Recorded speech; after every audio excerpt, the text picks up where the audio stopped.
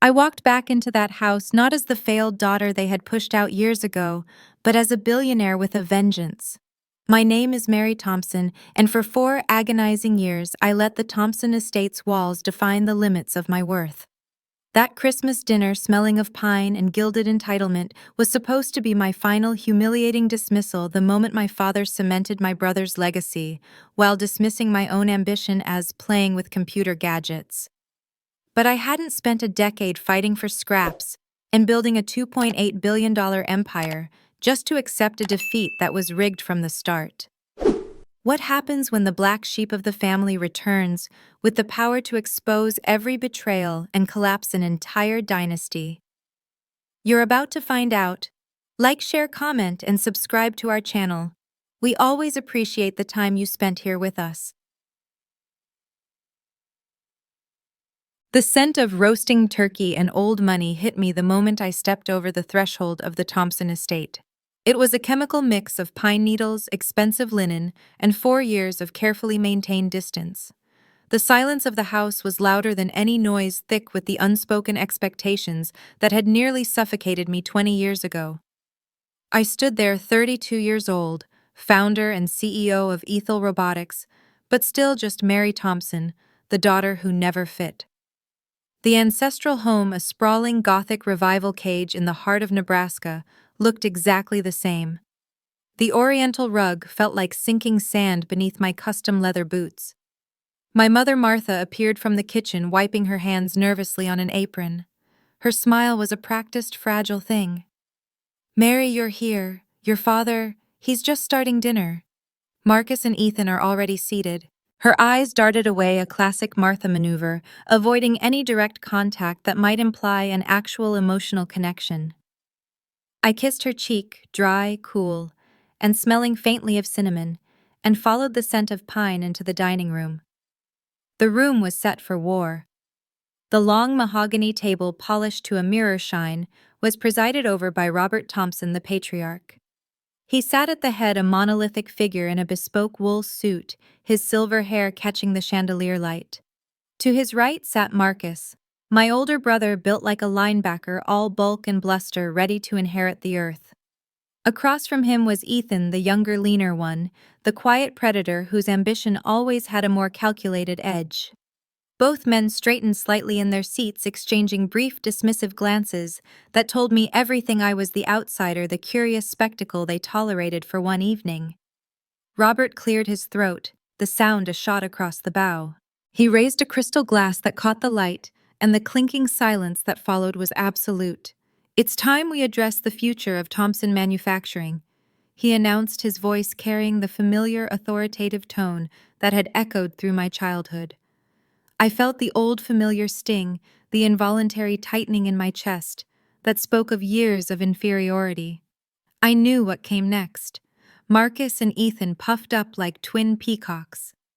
As I approach the twilight of my career, I've made the final decisions regarding the company's leadership and ownership. Robert continued, his gaze sweeping over my brothers with open pride. "Marcus will take over as CEO effective January 1st. Ethan will serve as COO. They nodded, their pre-rehearsed acceptance speeches locked and loaded. "The ownership will transfer equally between them. The Thompson legacy continues through my boys." The air thickened. I felt the familiar burn behind my eyes, remembering a different Christmas, a different mahogany table where I had stood, diploma in hand, begging for a tiny fraction of the support they received freely. I was 22, then fresh out of MIT with a revolutionary idea for neural network diagnostics.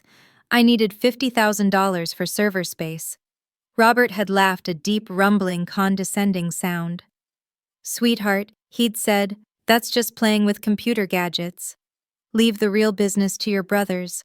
Find a nice husband, marry one who can handle that sort of stress." I'd looked to Martha then pleadingly, but she had merely smoothed her napkin, choosing compliance over defense, choosing Robert's approval over her daughter's future.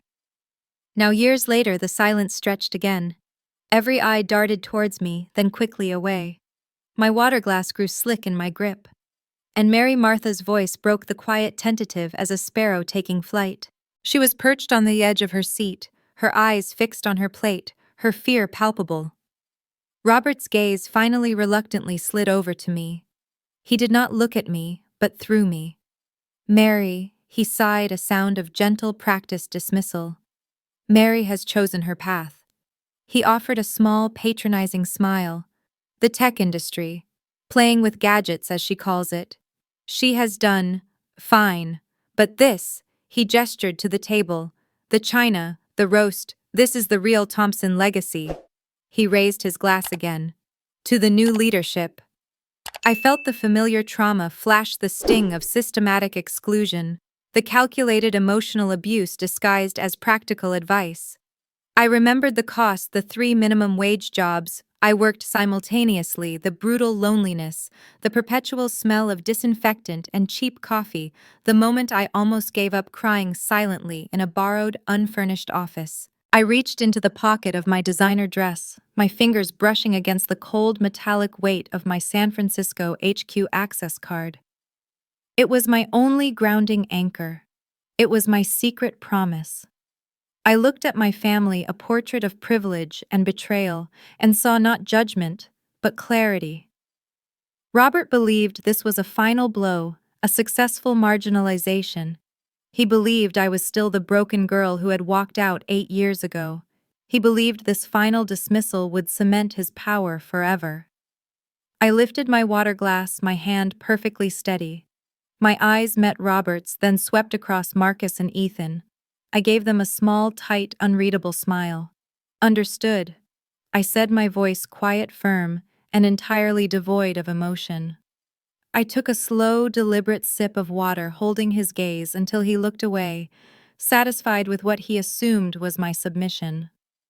He still believed I was broken. He still believed he held all the power. I knew with the cold certainty of a billion-dollar valuation that I needed to shatter not just his ego, but the entire family's shared reality. The time for submission was long past. The time for the billion-dollar answer was now. The tension had settled back into a low, steady hum. After the toast, the only sound the gentle clinking of silverware on fine china. I was halfway through a slice of Martha's famous pecan pie, determined to savor every bite despite the bile rising in my throat. That's when the silence was viciously shattered. My niece Charlotte Marcus's 15-year-old daughter let out a piercing gasp that cut through the room like shattered glass. Her tablet, a gift from her parents, clattered against the polished mahogany, almost slipping from her grasp. "Holy," she started, catching herself and looking guiltily toward her grandmother. "Aunt Mary, you're on the Forbes list." The entire table froze. Marcus's fork, heavy silver, scraped with an awful finality against his plate. Ethan's wine glass stopped midway to his lips, wine trembling on the rim. My father, Robert, looked up, his brow furrowed in annoyance at the interruption. "Charlotte, put that toy away. We are having a serious adult conversation." But Charlotte didn't move. She stared, her mouth slightly agape, then slowly turned the tablet toward the table. The screen glowed, illuminating my face, a professional shot taken years ago, next to a headline that seemed to detonate our carefully controlled Christmas atmosphere. Robert snatched the tablet. He held it close to his face, his eyes squinting behind his reading glasses. He read the words aloud, his voice dropping from annoyance to a hollow, disbelieving whisper. "Ethel Robotics sells for $4.5 billion. Founder Mary Thompson. Nets 2.8 B." The article summary continued. "Revolutionary neural network technology expected to transform diagnostics worldwide." I continued eating my pie, each bite deliberate. I didn't flinch. I watched the clockwork of their expressions, disbelief, then immediate greed, finally morphing into a raw, humiliating fear of exposure. 4 years of silence, 3 minimum wage jobs, and endless sleepless nights were compressed into a single headline, a language they finally understood. Robert slammed the tablet down. "We need to discuss this. In the study. Now." His voice shook not with pride, but with accusation. He pushed back from the table and stalked toward his wood-paneled office. I rose slowly, retrieving my napkin. Martha hurried after him, looking smaller than ever. The study was a shrine to his authority. Leather Old Spice and awards from manufacturing associations lining the walls. Robert remained standing behind his mahogany desk, using the furniture as a shield. I took a deliberate seat on the massive leather sofa. "How long were you planning to keep this from your family?" His voice was harsh, laced with fury. "I wasn't hiding anything, Dad," I replied, my voice calm, almost bored. "The acquisition was announced 3 months ago. You could have called." He flushed crimson. "I never thought you'd actually succeed with that. That computer nonsense. I was protecting you from the inevitable disappointment." Marcus and Ethan burst through the doorway, flanking him, suddenly interested in my career for the first time in my life. "Dad's right, these tech valuations are smoke and mirrors," Ethan chimed in. Immediately, hands shoved deep in his pockets, his defensive instinct kicking in. "They'll revise that number down within months." Marcus, however, took a different, more sickeningly transparent route. He stepped forward, his expression contorted into an approximation of warmth. "Mary, look, we always knew you had potential. Remember when I helped you with that physics project in college? We had a shared ambition." I stared at him. "You helped me cheat on a Physics 101 quiz. You got a C. I got an A." He flushed but pressed on, desperate. "The point is, we're a family. We need to coordinate the messaging. This is huge for the Thompson brand." He actually pulled out a business card, fumbling it slightly. "I'm taking the lead on the legacy aspects. We need to talk tax strategies." I felt a wave of profound disgust. It wasn't the money they cared about, it was the leverage. They weren't seeing their daughter's sister. They were seeing a hostile takeover opportunity. "Ethan," I addressed my younger brother, my voice ice cold. "Do you think Ethel Robotics needs tax advice from the COO of a company that is still using Excel spreadsheets from 1998? He didn't answer, just shuffled his feet, looking away. "Mary, stop being difficult," Robert interjected, stepping out from behind the desk, finally confronting me directly. "We need to organize. We need to call a board meeting for Thompson Manufacturing. Your profile, it's a tremendous asset. It could attract new capital. Marcus and Ethan can leverage your network. You want to leverage my network? The one I built without a single cent of your help, without a single call or a single letter answered." My voice didn't rise, but the sharpness made them all recoil slightly. "You didn't protect me from disappointment, Dad. You actively engineered my failure.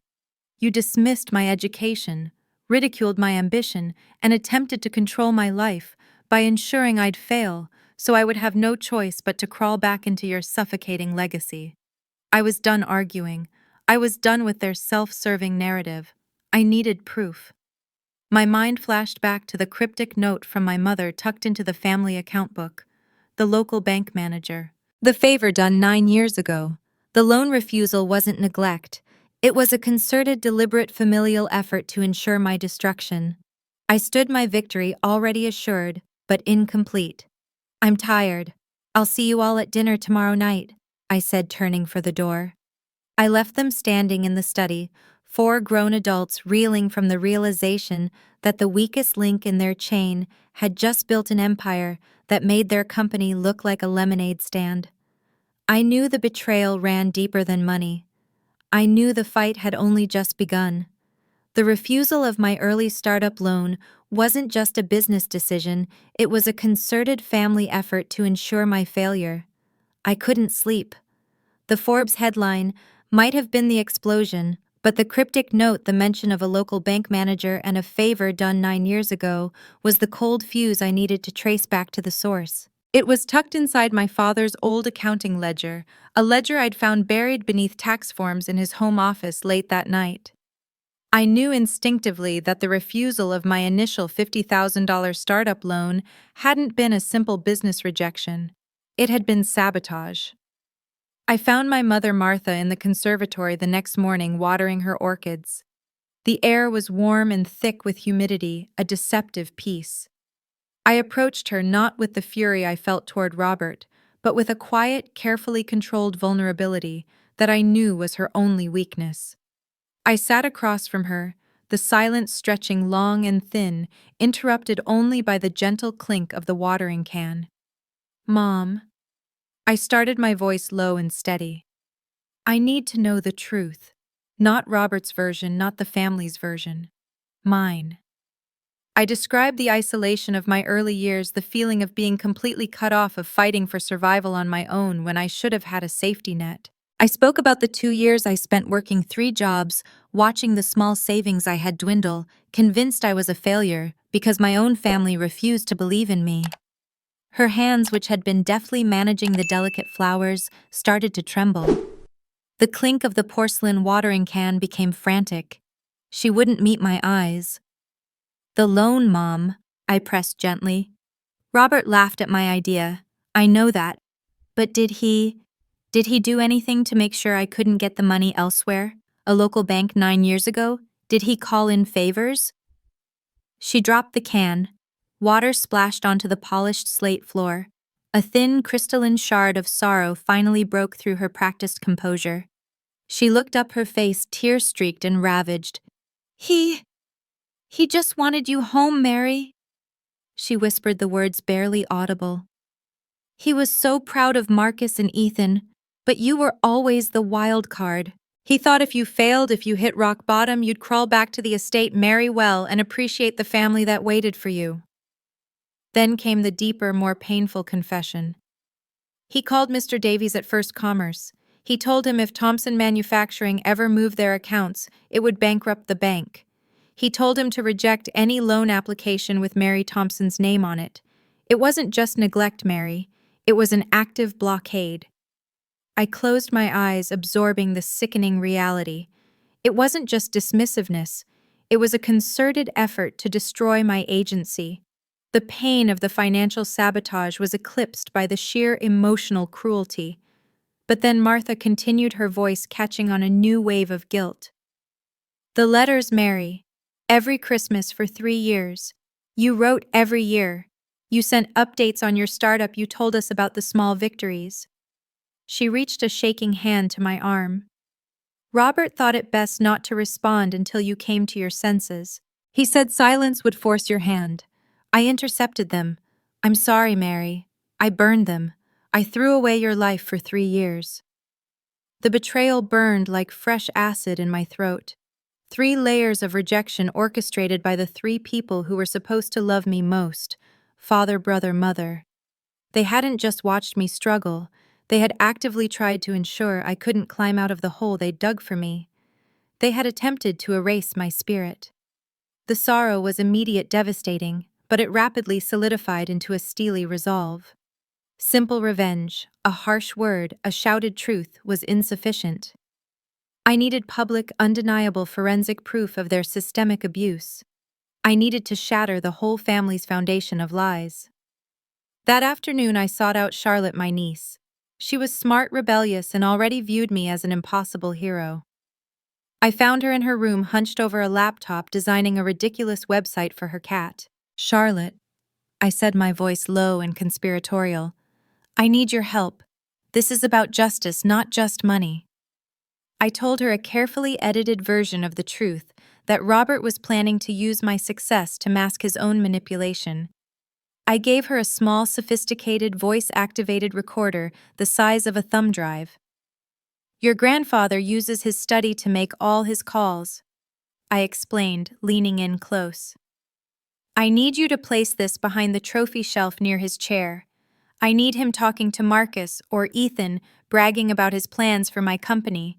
Can you do that without getting caught?" Charlotte's eyes, bright with teenage outrage, looked directly at me. "He treats Mom and me like accessories, Aunt Mary. I've seen enough." She pocketed the device with a practiced stealth that surprised me. "Consider it done." I spent the rest of the day in my old bedroom meticulously reviewing my records. I prepared a precise chronological list of every rejection, every condescending phrase, every betrayal she'd endured since graduating from MIT. The facts were my weapons. That evening, just as the sun set, staining the mahogany veneer of the estate in blood-red light, I sent a single definitive text to the Thompson family group chat. It was simple, cold, and commanding. "I am calling a formal post-holiday meeting. Tomorrow night, dining room. We will discuss the Thompson legacy, past and future. The trap was set. They would gather believing they still controlled the narrative. They had no idea I was bringing not just my wealth, but their own words against them. The dining room felt less like a celebration and more like a tribunal. It was New Year's Day, and the table was heavy with forced pleasantries. Robert sat at the head tense beneath his veneer of confidence, clearly believing he still held the cards. He'd spent the day coordinating with Marcus and Ethan, refining his narrative. Mary was a brilliant extension of his competitive spirit, a successful project that reflected the Thompson pedigree. He fully intended to co-opt my $2.8 billion right then and there. He tapped his crystal glass, demanding silence. Before the New Year's roast is served, I have a final toast. To Mary, he began, his voice thick with unearned pride. To the youngest Thompson, who inherited my competitive spirit and proved that even the wild cards of the family can succeed when they finally focus on the right things. He raised his glass, a gesture of final manipulative control. To Mary, the newest asset to the Thompson legacy. I didn't hesitate. I raised my own glass, locking eyes with Robert, and cut him off with surgical precision. Thank you, Dad. But before we toast to the Thompson legacy, I'd like to offer a toast to truth. The table froze again. Marcus swallowed a large gulp of wine. Ethan stared at his plate. 8 years ago, on the night of my graduation, I stood in this room with my MIT diploma detailing the neural network concept for ethyl robotics. I began, my voice clear and steady. I didn't rush. My concept was ridiculed as playing with computer gadgets. I asked for a simple family-backed loan. The date was June 4th. I looked directly at Marcus. Marcus, you declined to co-sign the loan on June 15th, stating it was too risky for a woman's hobby. I remember the phrase. Marcus sputtered, dropping his napkin. Mary, that's unfair. I was following Dad's advice. Unfair. I continued, my gaze moving to Robert. I then applied for a loan at First Commerce Bank. That loan was refused on the explicit personal instruction of Robert Thompson, who called in a favor to ensure my failure, stating that if I didn't fail and crawl back home, I would never appreciate my family. That happened on July 1st. I paused, letting the information hang in the air. I went on to work 3 minimum wage jobs for 2 years straight, struggling to keep server costs down. The room was silent save for the ragged breathing of my father. My mother Martha looked like she might shatter, her face pale. And Martha. I continued, turning to her, my voice softening just slightly. My own mother. I wrote to you every Christmas, every birthday for 3 years. I told you about the small victories, the first funding, the first successful clinical trial. Did Robert instruct you to intercept and burn those letters, ensuring my complete emotional isolation? Martha looked at Robert, her eyes pooling with decades of repressed resentment, then back at me. She straightened in her chair. For the first time in 40 years, she chose me. Her voice was trembling, but it was clear enough for everyone to hear. Yes, Mary. He told me silence would force your hand. He intercepted them. I'm sorry. The entire family system, the carefully curated mythology of the protective patriarch and the dutiful family, collapsed. Robert surged to his feet, enraged. This is insane, Mary. You're being cruel. You're tearing this family apart over old business. Old business. I didn't yell. I reached down and picked up the small, discreet voice recorder that Charlotte had retrieved from the study only an hour earlier. I activated the playback, placing the tiny device next to my wine glass. Robert's voice, recorded earlier that day, boomed across the dining room table. Mary thinks she won, but I'll leverage her profile for the business. She'll crawl back eventually, they always do. I'll make sure her money supports Thompson Manufacturing, not her silly fund. Silence. A profound, humiliating silence.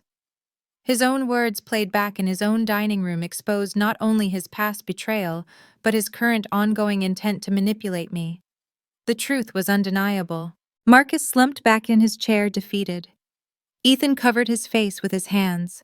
Robert stood frozen, looking around the room as if expecting someone to deny the sound of his own voice.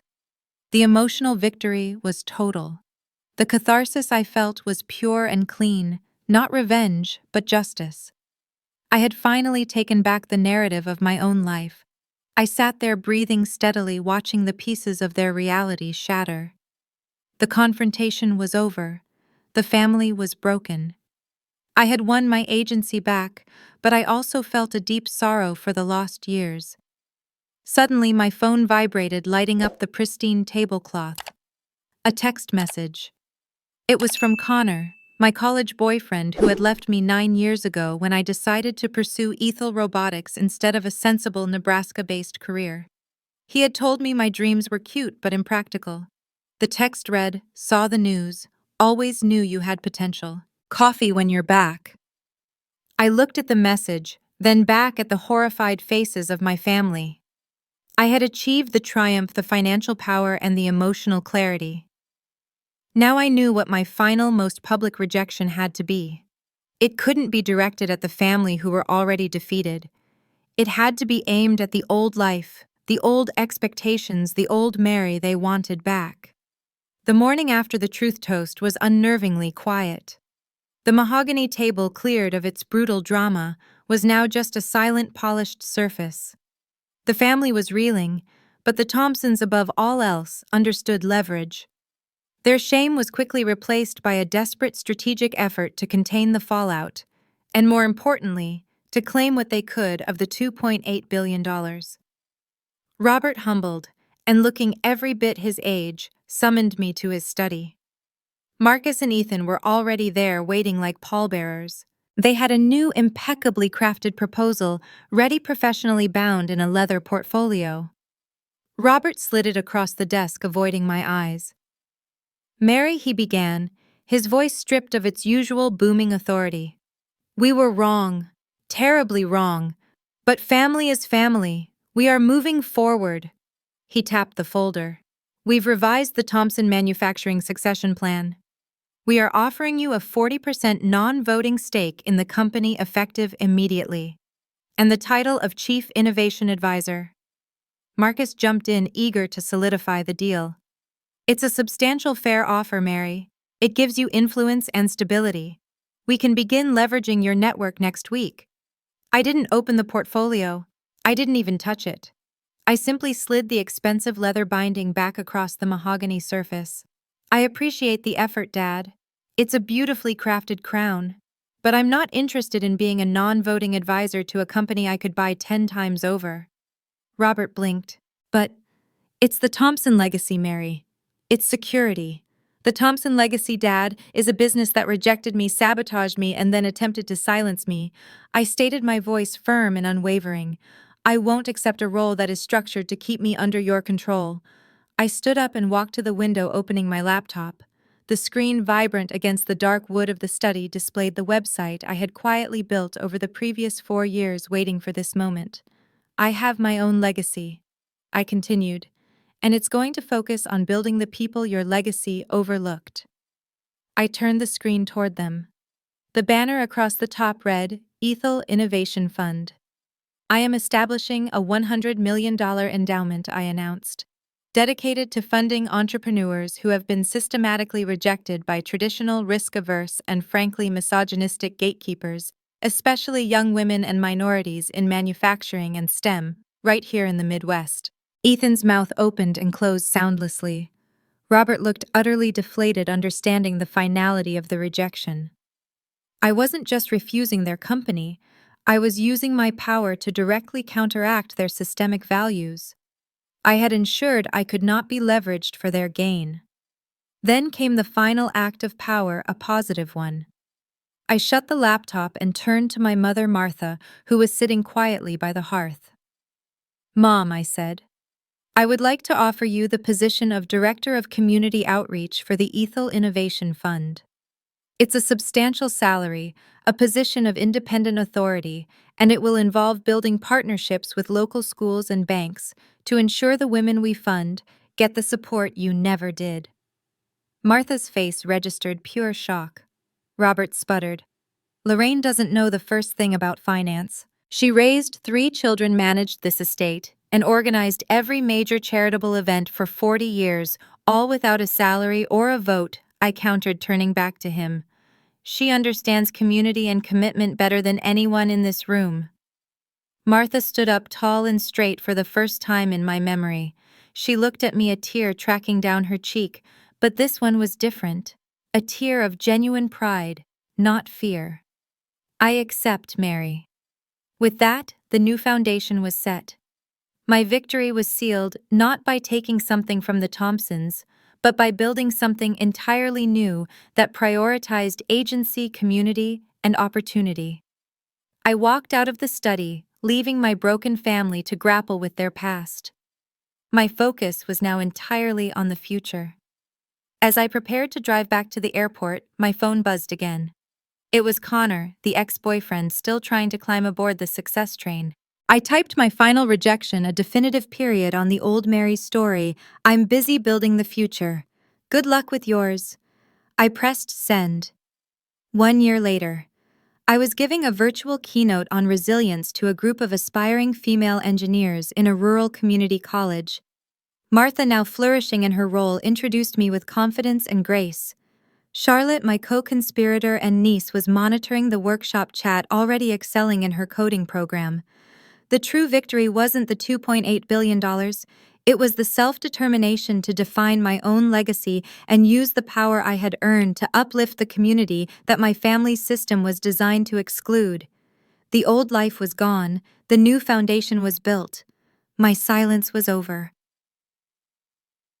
And with that final resolute choice, Mary Thompson didn't just walk away from the Thompson legacy, she built a new foundation entirely on her own terms. That deep breath of independence is the sound of an old chapter closing forever.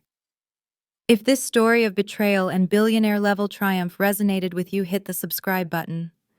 We read every single comment of your thoughts below. Thank you for listening. This has been a story from Revenge Hour. We'll see you next time.